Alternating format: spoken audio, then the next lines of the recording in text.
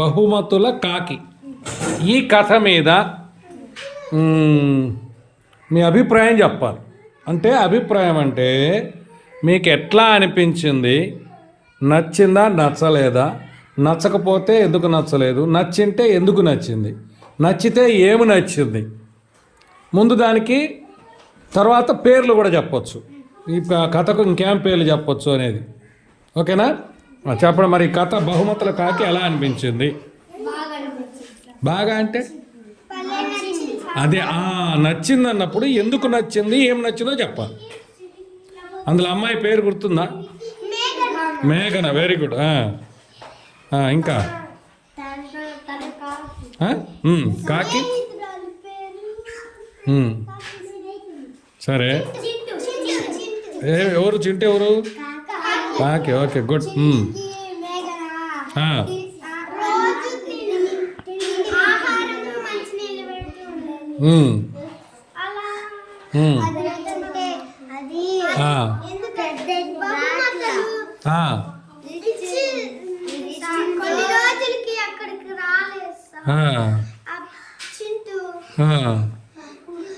అప్పుడేమనిపించింది నీకు? ఎందుకని?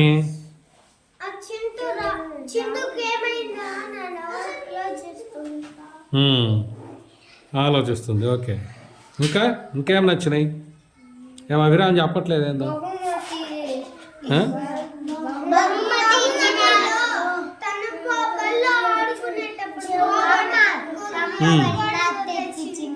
ఒక్కొక్కరు చెప్పింది అనుకో బాగుంటుంది.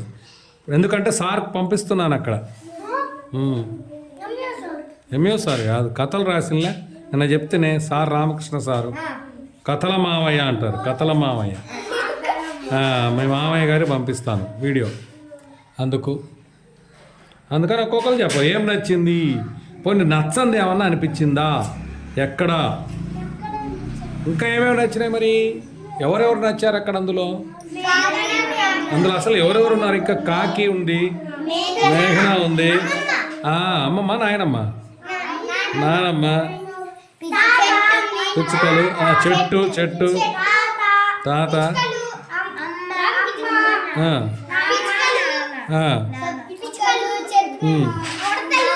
ఇంకేం నచ్చ? అంటే ఇల్లు నచ్చలేదా?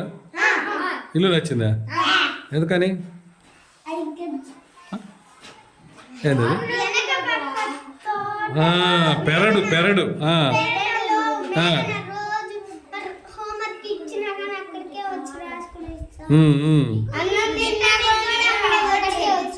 అయితే అప్పుడు మీకేమనిపించింది? మీకు కూడా అట్లంటే బాగుండు అనిపించిందా? మరి అప్పుడు మీరు ఏం చేస్తే బాగుంటుంది అట్లా? ఎక్కడ నాటుతారు? ఇంటి పక్క స్థలం ఉంటే మొక్కలు నాటితే చెట్టు అవుద్ది. అప్పుడు ఏమైద్ది? పెరిగిన తర్వాత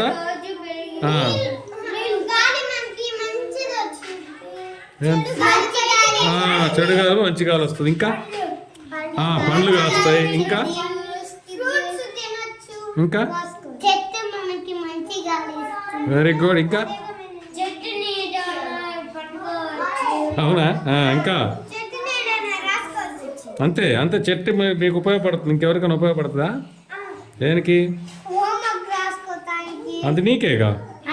ఇంకా చెప్పారుగా. చెట్టు మీదకి ఏమొచ్చినాయి చెప్పట్లేదే? వేస్తే బాగుంటుందా? మరి చేయండి మరి మీ ఇంట్లో ఉంటే. ఓకే. సో అయితే మేఘనతో పాటు మీరు బాధపడుతున్నారు. ఓకే, సరే. మీరైతే ఏం చేసేవాళ్ళు? మేఘన మీరే అయితే ఏం చేస్తారు? అంటే మీరు మేఘన, మీకు అట్లాంటి ఇల్లు ఉంది, అట్లుందనుకో, మీరైతే ఏం చేస్తారు? మేఘన ఏం చేసింది తెలిసింది కదా. ఇంకా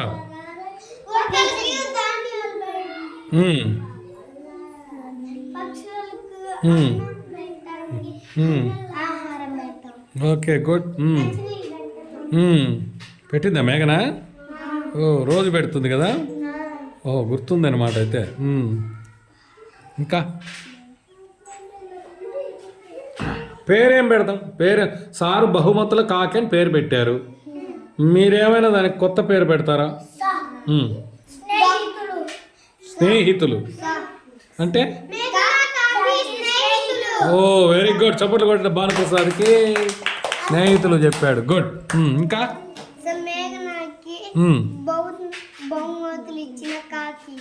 అదేగా సార్ పెట్టింది బహుమతుల కాకి.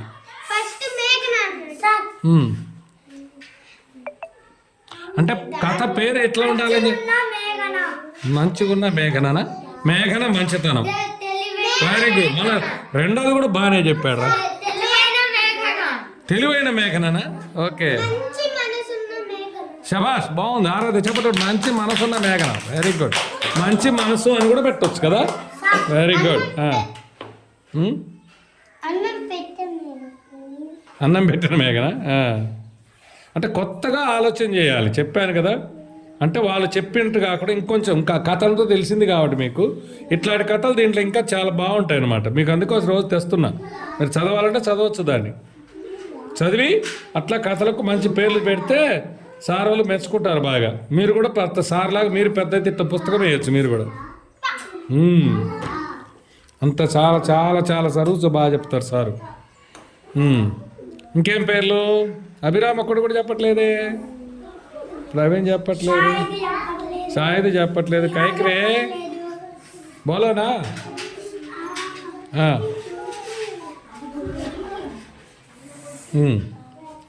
సరే, ఇప్పుడు ఈ బహుమతుల కాకి పుస్తకం చూస్తున్నారు కదా. ఇది అట్ట ఎలా ఉంది? పుస్తకం ఎట్లా అనిపిస్తుంది చూడండి ఒకసారి. బాగుంది అంటే సరిపోదు, ఏం బాగుందో చెప్పాలి, ఎందుకు బాగుందో చెప్పాలి.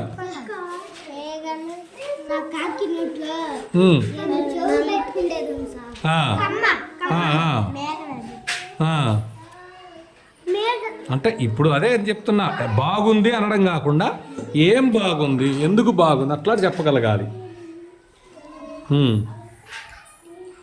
బొమ్మ ఎట్లా అనిపిస్తుంది, పుస్తకం పట్టుకుంటే ఎట్లా అనిపిస్తుంది? సన్నగుందా? పేపర్ అట్టలాగనే మరి అట్టలాగనే అంటే మందంగా ఉందనే.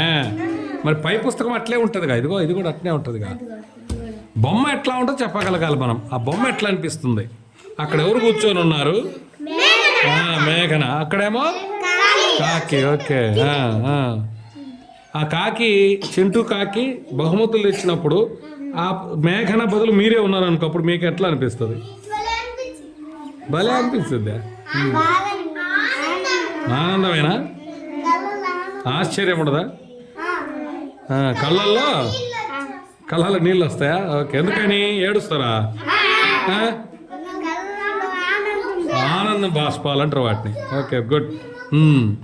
వెనక వైపు చూడండి, ఇంకా పుస్తకం వెనక వైపు.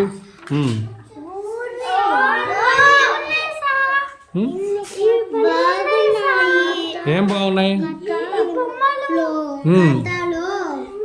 చూసారా, అన్ని బొమ్మలకు సంబంధించిన కథలన్నీ, కథలకు సంబంధించిన బొమ్మలన్నీ ఉన్నాయంటే ఆ కథలన్నీ పుస్తకంలో ఉంటాయని అర్థం. ఆ కథలన్నీ పుస్తకంలో ఉంటాయని.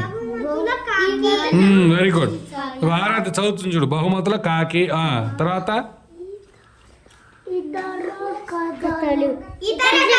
ఇతర కథలు అంటే బహుమతుల కాకి ఉంది, ఇంకా వేరే కథలు కూడా ఉన్నాయి. పిల్లల బొమ్మల కథల పుస్తకం. ఇంకా చూపించండి చదివేవాళ్ళు.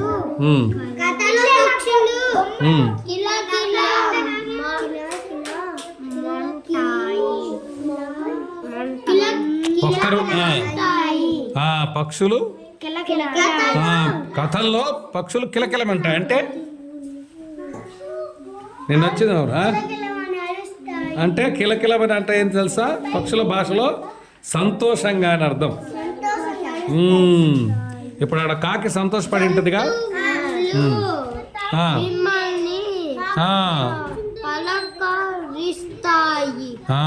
అది అంటే పలకరించినప్పుడు తెలుసా? జంతువులు మిమ్మల్ని పలకరిస్తాయి, మీతో మాట్లాడతాయి.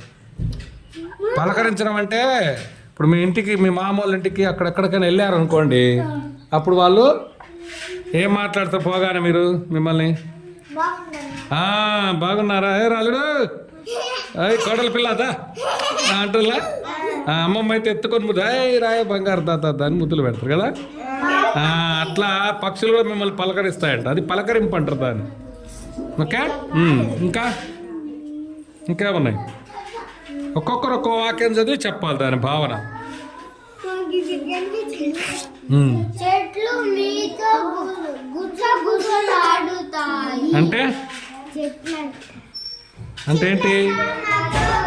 గుసగుసలాడటం అంటే ఏంటి? అదిగో అంటే ఏంది గుసగుసలాడటం అంటే? చిన్నగా మీకే చెప్తాయి. ఎవరైతే ఆ పుస్తకాలు కథ చదువుతారో వాళ్ళకేదో మీకు మంచి మాటలు చెప్తాయంట చెట్లు. ఆ కథ పుస్తకం చదివిన వాళ్ళకి చెట్లు మాట్లాడతాయి మీతోటి. మీకొక్కరికి వినపడుతుంది చెట్టు మాట్లాడితే. మరి ఏం మాట్లాడుద్ది మరి? అదే కదా మరి చదివితే కదా తెలిసేది. ఇంకా పక్షులు కిలకిలా ఉంటాయి, చెట్లు గుసగుసలాడతాయి. ఇంకా